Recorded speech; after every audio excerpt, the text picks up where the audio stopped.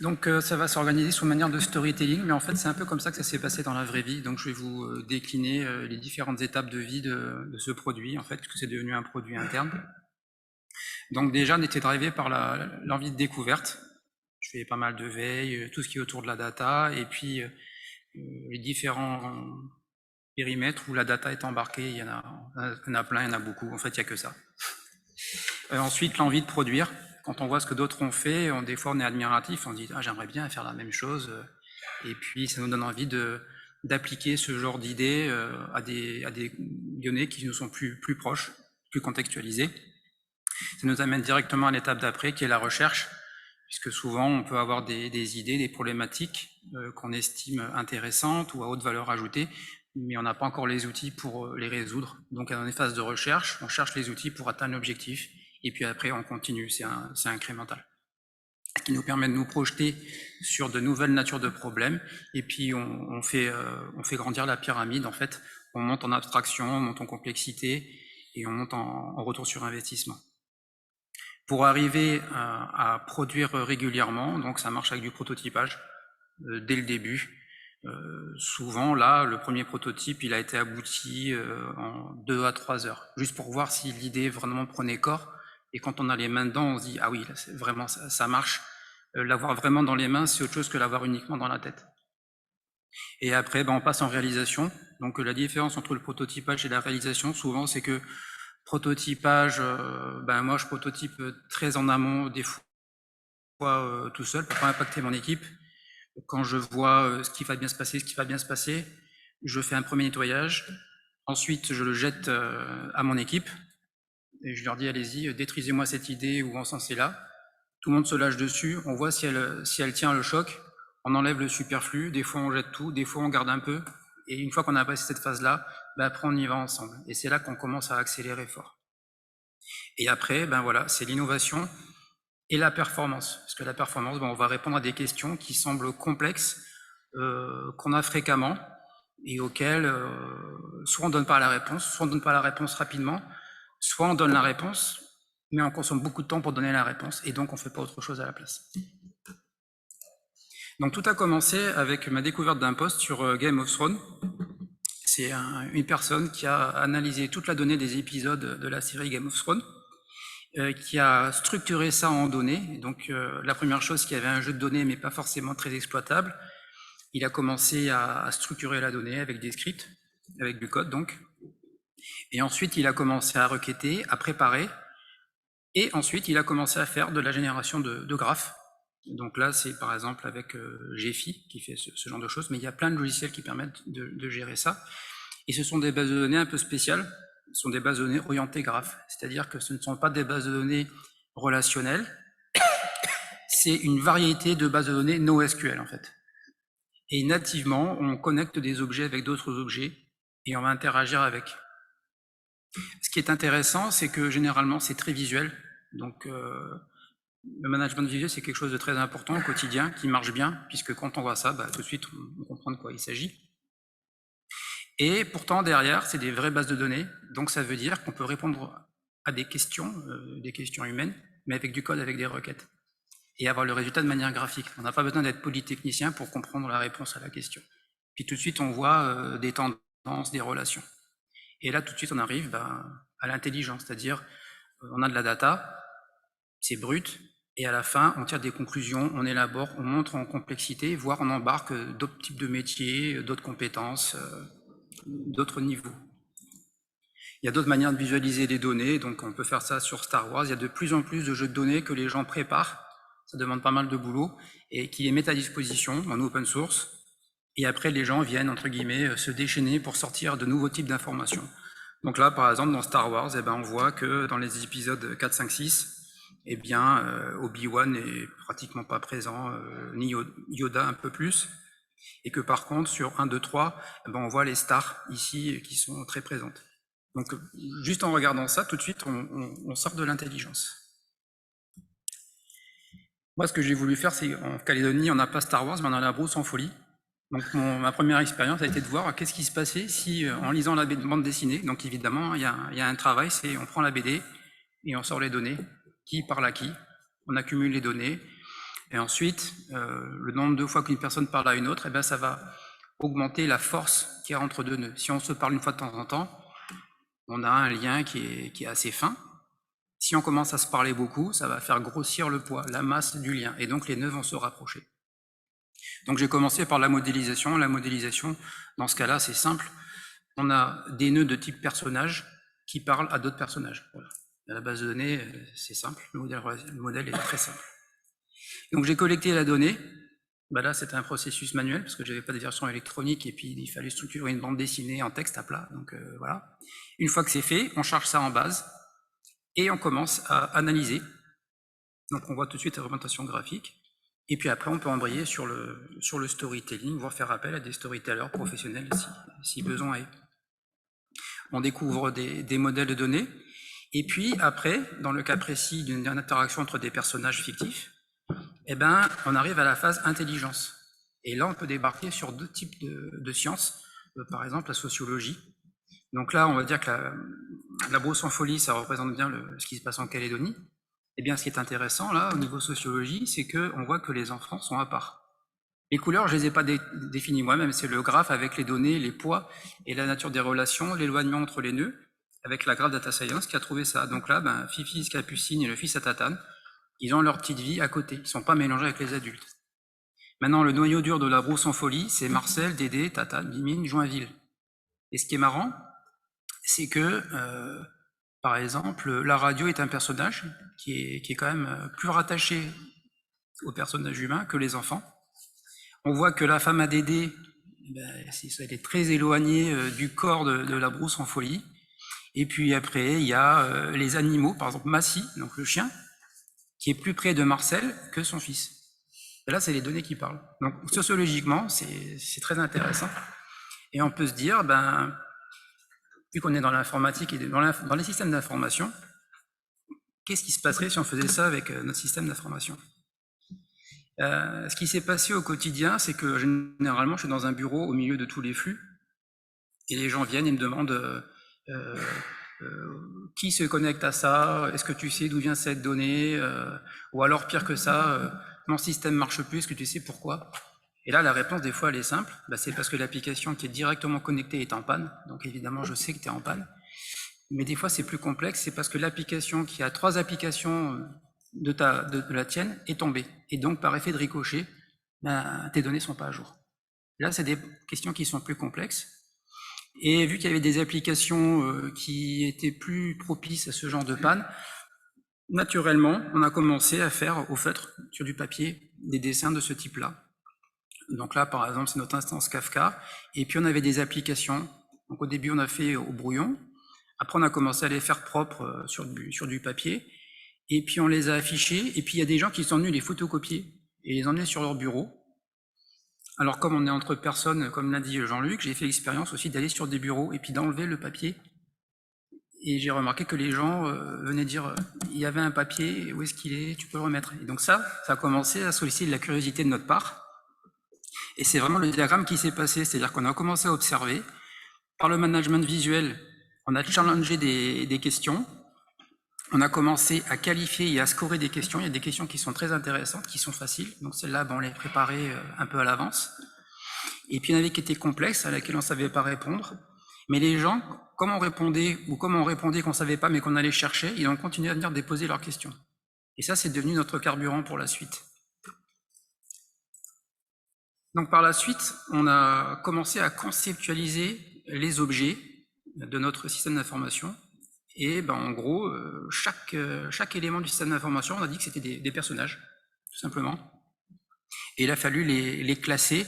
Alors pour les classer, on s'est dit, qu'est-ce qu'une application, qu'est-ce que Kafka, qu'est-ce qu'une base de données, qu'est-ce qu'un topic dans Kafka, qu'est-ce qu'une unité organisationnelle, qu'est-ce que sont des personnes. Donc ça nous a permis de dégrossir des types d'entités et ensuite de concevoir des relations entre ces entités. Donc un modèle en graphe, c'est simple, il y a 2 types d'objets. Les entités, donc là c'est les bulles, une application, une technologie, une personne ou un groupe de personnes. Et le deuxième type d'objet, ce sont les relations. Là, c'est évident, c'est visuel. c'est comment est-ce que les nœuds se rejoignent entre eux. Donc là, par exemple, la relation la plus simple, dans une unité organisationnelle, par exemple un bureau, c'est une unité organisationnelle, par qui est managé un bureau? Peut-être par un autre type d'unité, c'est-à-dire un service. Donc là, on boucle sur nous-mêmes.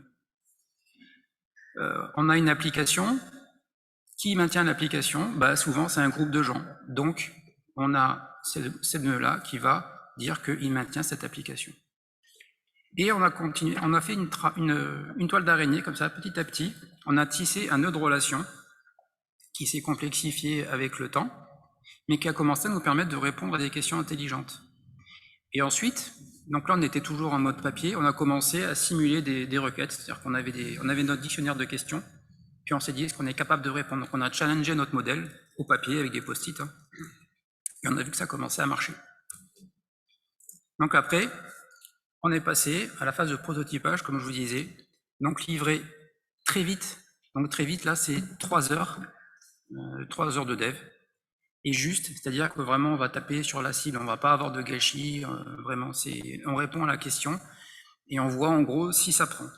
Là, très rapidement, on voit que les questions, on est capable d'y répondre, que c'est facile, que ça commence à dérouler. Donc là, suite à cette phase-là, je suis revenu vers mon équipe, je leur ai fait la démo, puis je les ai laissés s'exprimer. Et là, on a commencé à produire à plusieurs. Donc là, ça a commencé à s'accélérer. Et comme on est dans le code des développeurs, on a commencé à versionner, parce que c'est du code, donc tout est versionné. Et puis, important à délivrer, parce que quand on travaille en équipe, il faut pouvoir se partager des versions du code. On a commencé à répondre à des questions à plusieurs, puis on en générait d'autres.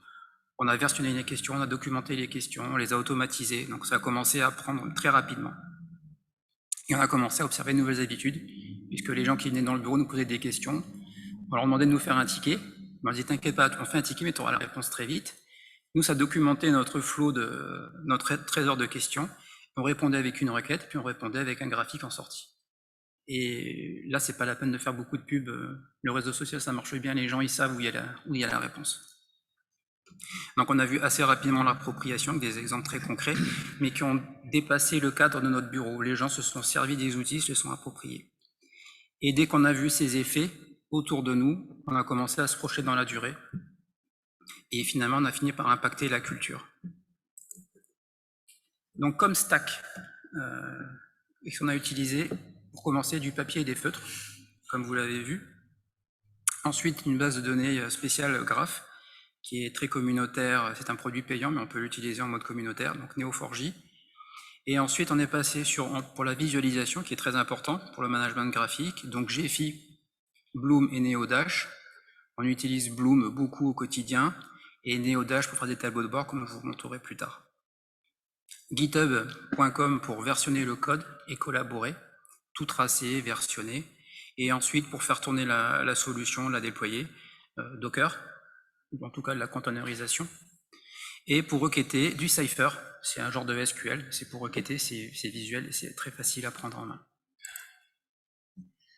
Donc on avait dit qu'on avait modélisé les données, et bien en fait, en introspectant le modèle de données, on peut dire à la base de données, alors, à quoi tu ressembles, dis-moi à quoi tu ressembles, et la base de données elle-même va dire en graphe à quoi elle ressemble. Donc ça, c'est, si on pose la question, tu peux me faire un diagramme de comment est organisée ta base de données, c'est ce petit morceau de code, et en sortie, j'ai un graphe. Donc ça, je l'imprime, je le donne, la réponse est donnée.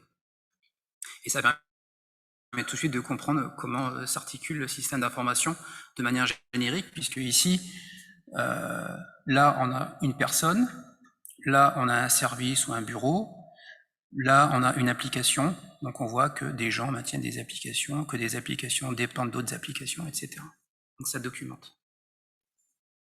Donc on va rentrer un petit peu plus dans le nerf de la guerre, mais de manière pas trop agressive. En fait, ça s'appelle de la Graph Data Science. Donc c'est à la croisée de plusieurs mondes, hein. Donc la visualisation, dès le début il y a de la visualisation, ça va très vite. Ensuite, des graph queries, c'est des requêtes où on pose des questions de manière un peu spécifique. Et derrière, des algorithmes de graphes. On a tous peut-être fait l'algorithme du voyageur de commerce, tu dois passer par toutes les villes d'un pays. Ça c'est un algorithme de graphe. Autre algorithme de graphe, c'est dire est-ce que par hasard dans un graphe, est-ce qu'il y a des choses qui sont rattachées à d'autres et d'autres qui ne sont pas rattachées à d'autres, faire des îlots, ce genre de choses. Ça, c'est la graph data science. Il y a quelques métriques que j'ai isolées pour vraiment illustrer de manière simple qu'est-ce qu'on a comme mesure. Eh ben, le nombre de sommets dans un graphe, le nombre de points, combien d'identités par exemple, le nombre de relations, donc ça, et ensuite le degré, c'est-à-dire sur un nœud, est-ce qu'il y a beaucoup de gens qui s'appuient dessus, il y a combien de nœuds qui sortent, donc ça va mesurer l'importance des relations entre les nœuds. Ensuite, on a les mesures de centralité, donc PageRank. Donc ça, par exemple, c'est utilisé typiquement sur des sites web. Est-ce que sur un site web, il y a une page qui est vraiment plus importante que toutes les autres auxquelles toutes se réfèrent? Eh bien, la page va émerger en top. Voilà, ça marche pareil pour les objets. Et les mesures de connectivité. Est-ce qu'un nœud est loin d'un autre? S'ils sont très éloignés, bon, ils ne sont pas très forts. Est-ce que seulement il y a une distance entre les deux? Parce que si ça se trouve, ils ne sont même pas connectés, jamais. Donc voilà, ça c'est des mesures qui sont assez remarquables et qu'on peut utiliser pour exprimer de la connaissance et de l'intelligence. En termes de requêtes, c'est un langage qui est tout simple. Donc on a un nœud, le nœud A, le nœud B. Le type de leur relation, c'est par exemple M. Et si je veux avoir tous les nœuds dans mon graphe, dire qui aime qui, et le lien, la requête c'est ça, like, B, et je vais avoir toute la liste des relations. Soit au format tabulaire, soit au format avec plein de petites bulles sur un graphique. Ça, c'est la requête la plus simple, et ça pose assez bien les choses. Alors au final, je vous ai promis que ça serait visuel. Et ben voilà. Donc ça, c'est la cartographie d'une application. La centralité d'une application, c'est pour mesurer en fait quelles sont les applis les plus critiques, les plus chaudes, et sur lesquelles il va falloir porter plus d'attention. Alors plus d'attention, ça veut dire plus de qualité sur le code, ça veut dire peut-être des middleware vraiment très tenus à jour, ça veut dire de la haute disponibilité, enfin on peut y mettre ce qu'on veut derrière. Et on va voir avec la typologie, donc ça a été fait avec l'outil, qu'on a des métadatas. Et donc on voit autour, donc les bulles jaunes, ce sont des applications. Donc on voit que principalement ce sont des applications qui se basent sur cette application-là. On a des groupes d'utilisateurs qui utilisent et qui maintiennent. Et également, on voit que cette application-là pousse et consomme des données dans Kafka, puisque là ce sont des topics. Donc juste en regardant, là, vous voyez de loin, mais sur un papier, ça rend très bien. Donc voilà, ça c'est la réponse. Est-ce que mon application est importante? Voilà, la réponse est là. On peut aussi faire de l'analyse à plat. Donc on peut demander la distribution d'une version d'un middleware par exemple. On a plein de bases Postgre, comment les versions sont distribuées. C'est des requêtes, on peut aussi faire des requêtes qui ressemblent à du SQL. On peut aussi faire des tableaux de bord. Donc ça c'est quelque chose auquel on s'est mis récemment.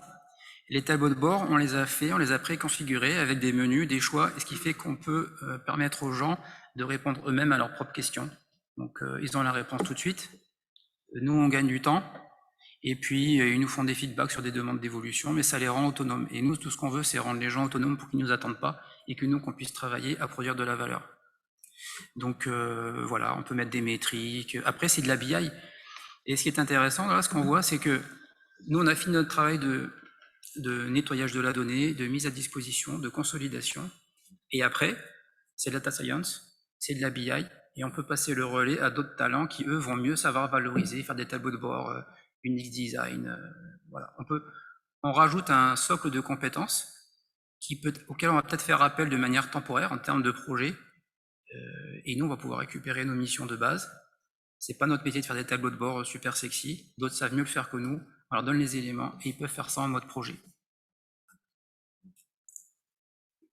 Dans mon bureau, on a pas mal de briques qui sont très chaudes en termes d'exigence de temps de réponse et de vitesse de traitement. Et moi, je voyais bien la pression qu'il y avait sur le bureau, sur l'entité de mon bureau. Et je me suis dit, moi, je veux mettre en évidence ça, mesurer cette pression qu'on ressent au quotidien. Quand je dis que la qualité, on ne peut pas se permettre d'avoir des incidents parce qu'on ne peut pas gérer des incidents sur autant de briques que ça. Du coup, on a fait ce tableau de bord qui est très simple à produire. Et quand on l'a présenté à la DSI, les gens ont dit, ils étaient mélangés avec d'autres bulles. On dit, mais qu'est-ce que c'est que ces trucs-là, ces deux gros tas? C'est énorme, qu'est-ce que c'est? Je dis, ben ça c'est Kafka, et ça c'est TradeExpress. Et là, les gens, jusqu'à là, ils n'avaient pas compris le volume de transactions, le volume de traitement qu'il y a. Et c'est quand ils ont vu ça qu'ils ont dit, mais c'est énorme. Voilà. Le management visuel, là, c'est dans la vraie vie. Et ça, c'est la réponse à cette question-là. Donc, c'est du code. Ça vraiment, ça a fait... Je pensais pas que les gens... J'ai même pas eu à dire, regardez comme c'est lourd, c'est les gens qui ont dit, mais qu'est-ce que c'est que ce truc? Voilà. Les interdépendances applicatives aussi, il y a des patterns qu'on va commencer à voir remonter, des applications qui sont un petit peu gentillettes, un peu à la périphérie du système d'information. Et puis il y a des applications qui vont être le pont entre deux autres applications. Alors celles-là, elles sont critiques. Donc là, par exemple, on a le cas ici. Si cette application tombe, il y en a deux qui tombent.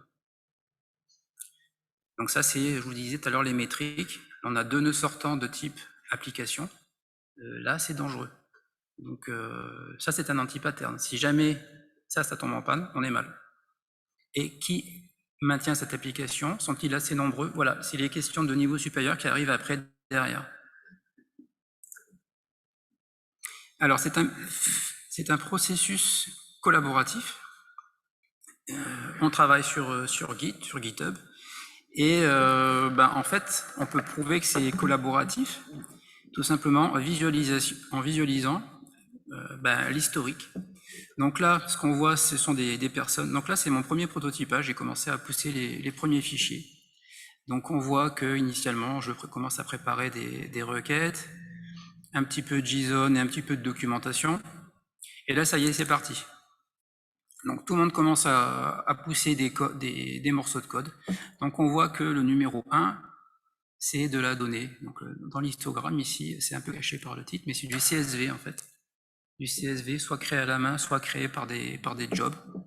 Et puis on voit que assez rapidement, il y a un socle qui se stabilise, le socle des données, avec quelques petites touches de mise à jour parfois, un petit peu de documentation et d'automatisation, et puis des passes d'idées avec des nouveaux collaborateurs qui viennent, par exemple ici, mettre du Python.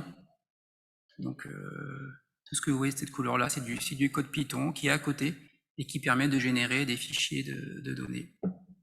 Ce qui s'est passé aussi, c'est qu'on a réussi à avoir des gens qui nous sollicitaient, qui voulaient avoir encore plus vite réponse à des questions, et qui sont devenus des collaborateurs, c'est-à-dire qu'ils nous ont donné du code, et régulièrement on voit des nouvelles personnes arriver sur le dépôt, nous rajouter des fichiers, ou améliorer la qualité de la donnée. Donc on peut visualiser l'élaboration de cette cartographie avec des données de type cartographique. Et donc ça, c'est le film de l'histoire du code de la cartographie jusqu'à maintenant, et c'est pas fini. Également, cette vidéo, elle est produite avec du code. On fait tout avec du code. Une fois qu'on est arrivé à ce stade-là, vraiment, on peut monter de niveau. Donc maintenant, quand on nous pose des questions de manière... le niveau des questions a monté avec le temps. Donc on s'appuie sur le data storytelling, et au sein du bureau, il y a des personnes qui se sont découvert une vocation, qui font ça super bien. Et donc maintenant, on a augmenté le niveau des compétences, on a enrichi avec ce genre de compétences. On peut aussi générer ce qu'on appelle des perspectives, c'est-à-dire que c'est des questions un peu d'ordre général. C'est quelles sont les applications liées à la donnée client? Quelles sont les applications où il y a de la donnée personnelle? Est-ce qu'elles sont reliées entre elles? La question, ça peut être sur le niveau bancaire, à quoi ça ressemble? Voilà, ça c'est des questions de haut niveau, et ce sont des perspectives. Également, ce qui est marrant, c'est que, alors tous on a connu des problèmes avec les environnements, cal, recettes, prod, pré-prod, anti-prod, intégration 1, intégration 2. Et on m'a dit, mais comment tu gères les environnements? Vu que c'est du code, les environnements, c'est des branches. Et donc, ce qui est en cal, pour devenir de la prod, on prend le code de la branche, on l'envoie en prod. Donc, la réalité de notre urbanisation, ça devient une réalité au niveau du code. Et c'est historisé, et on peut le voir sur les représentations telles que je l'ai faites précédemment. Tout est versionné, c'est-à-dire qu'à un moment donné, Quelle est la différence entre la cartographie d'aujourd'hui il y a 2 semaines? Il y a un truc qui a changé, il y a plein d'incidents. Qu'est-ce qui s'est passé? On compare les codes. Ça, c'est nouveau, ça n'y était pas la semaine dernière. Voilà, c'est facile. C'est des compétences de développeurs. On a des outils qui sont développés par d'autres personnes qui marchent super bien et auxquels les gens sont déjà habitués. On n'a pas besoin de faire de la formation. Il y a des issues, donc quand on est dans l'informatique, on a des maniaques des issues. Mais vu qu'on a une repo dédiée, quand on a une nouvelle application à ajouter, c'est une issue. On commente le changement de code par rapport à ça, et quand on regarde l'historique, on sait que cette application a été ajoutée, que c'est un tel qui l'a demandé, et ça fait du lien. Donc on raisonne tout en lien. Et on rajoute des briques en proposant du code. Voilà, on propose. Donc comme je vous disais, la partie en tant que manager, c'est qui m'a le plus épaté, on va dire, parce que je ne pensais pas que ça prendrait aussi vite, c'est des nouveaux talents. Souvent, dans mon bureau, on parle d'interopérabilité, et je prends mon bâton de pèlerin, je vais dans les bureaux ou à l'extérieur de la DSI. Et bien là, j'hérite nativement d'une API sur l'urbanisation. Donc il y a des développeurs qui font du JavaScript, du Python, de je sais quoi. Ils sont les bienvenus, ils peuvent tout de suite venir consommer les données et répondre à leurs problématiques. Si des gens aiment faire du .NET, moi c'est pas ma tasse de thé, mais on s'en fiche. Ce qui compte, c'est avoir de l'orientation, de réponse à des questions. Ben là, ils peuvent l'utiliser. Donc ça développe la capacité à intégrer. Au niveau data engineering, c'est une plateforme qui est super souple, et donc on peut injecter toute cette intelligence dans des middleware dédiés, type Kafka, Apache Spark, enfin tout ce que vous voulez en big data. Les composants sont déjà existants, donc c'est pas du développement, c'est juste de l'intégration.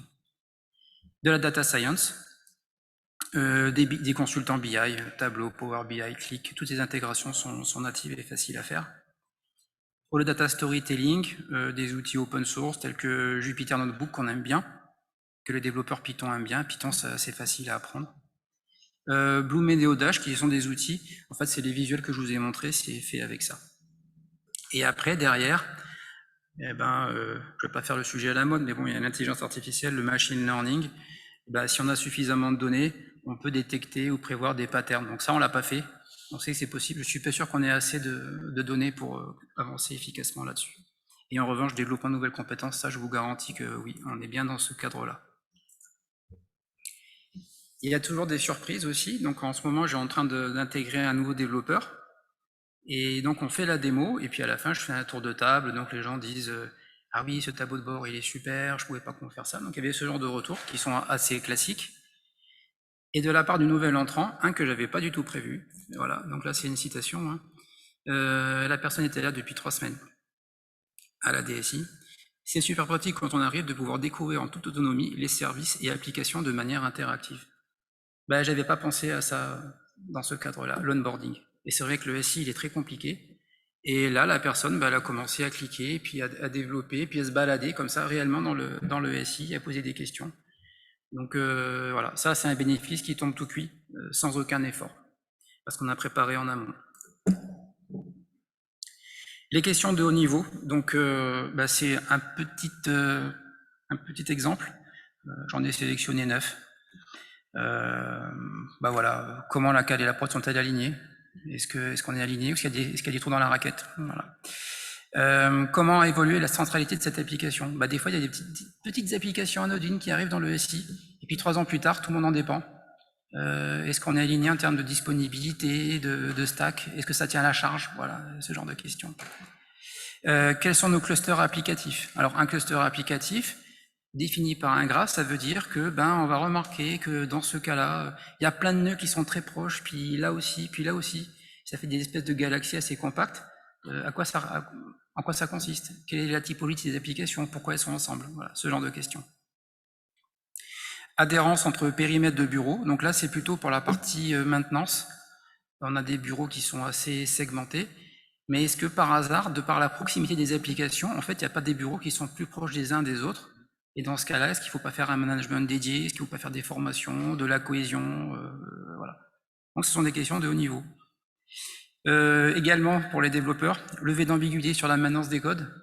Non, c'est moi qui maintiens, non, c'est toi qui maintiens. On l'écrit là, et puis on sait, et puis après on délègue ou pas. En termes d'autres types de questions, là c'est encore un petit peu plus de haut niveau. On utilise, donc là c'est de la data science, hein. Analyse et métriques de qualité sur la nature du graphe, sur les métriques, sur à quoi il ressemble. Mesure de pression, c'est-à-dire il y a une application sur laquelle beaucoup de gens dépendent, ben, on va sentir une pression qui s'opère avec des choix technologiques, stratégiques, des investissements spéciaux. Détermination de patterns attendus. Bon, un exemple concret, c'est que généralement, une base de données, il y a un front, un back, une base de données. Bon, ben voilà. Ben, avec des intégrations de graphes, on va pouvoir dire, ben, de manière automatique, j'ai vu qu'il y avait ce pattern-là, et puis il y a un pattern front pur qui traîne comme ça, et puis après, il y a des patterns inconnus, bizarres. Ah, qu'est-ce que c'est? Donc on peut aller les fouiller, mais ça, c'est défini par des algorithmes. Déterminer les anti-patterns. Un anti-pattern, c'est par exemple une application très critique, donc qui est redondée, qui est au top du top, mais qui dépend d'une application endettée qui tourne sur un seul nœud. Ça, c'est un anti-pattern. Voilà. Topologie, alors ça fait peur, c'est tout bête, c'est est-ce qu'il y a des îlots connexes? Je reviendrai un petit peu en détail, c'est est-ce qu'il y a des choses qui sont connectées les unes aux autres ou détachées les unes des autres? Quand il y a beaucoup de nœuds, humainement, c'est pas possible. Avec des algorithmes, on peut. Quoi d'autre? Méta-requête. On a des domaines applicatifs, je pense que tous les SI, on en a, c'est-à-dire nous, le postal, le bancaire, le télécom, puis après, il y a des sous-domaines. Est-ce que par hasard, il y a des domaines qui sont plus dépendants que d'autres? Ou est-ce que si c'est le cas, est-ce que ça ne devrait pas l'être? Voilà. Les fibres de haute disponibilité, c'est un peu ce dont je vous parlais, c'est que la haute disponibilité, il faut que si à un point donné on est en haute fidélité, il faut que toutes les choses qui sont rattachées soient en haute dispo. Sinon, on sera calé sur le maillon le plus faible, malheureusement. Tracer les données personnelles. Typiquement, on a une application qui a un honeypot avec plein de données personnelles super critiques. Et puis, il y a une application qui vient, justement, qui se connecte à cette application-là et qui est, par exemple, connectée à une application web. Est-ce que c'est normal? Est-ce que c'est un anti-pattern? Voilà, ça c'est la réponse. Les fibres de dette technique, ça c'est un de mes préférés.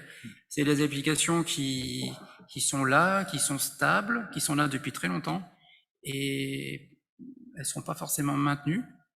Et pourtant, on en a besoin. Donc, est-ce qu'elles sont ensemble? Est-ce qu'elles ne sont pas ensemble? Qu'est-ce qu'il faut faire? Appliquer une gouvernance. Et bien sûr, la sécurité. Les travaux induits. Donc là, c'est les améliorations qu'on a soit entamées, soit qu'on va bientôt entamer. Le lien avec le code source des applications, c'est-à-dire qu'on a commencé à faire le lien dans les métadatas de notre repo de source code, de mettre les domaines applicatifs directement au niveau de la repo. Et via cette normalisation, et en allant aspirer nos repos avec du code, faire le lien entre les métadonnées d'une application et les métadonnées du code.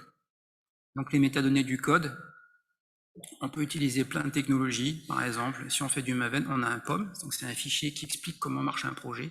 Et dans ce fichier, on dit, c'est Java tant, c'est ceci, c'est cela, le taux de couverture exigé, c'est ceci, c'est cela. Et en décrivant via de la métadonnée, on en connaît encore plus sur les applications. Intégration via appel d'API, donc pareil, notre code par exemple il est sur GitHub, donc ça veut dire que sur un projet on a des issues, des bugs, des fonctionnalités, un nombre de lignes de code, un score de qualité, et là on va voir qu'on va pouvoir attacher une application avec la qualité de son code, avec la taille de nombre de lignes, ce qu'on veut. Ça c'est super puissant.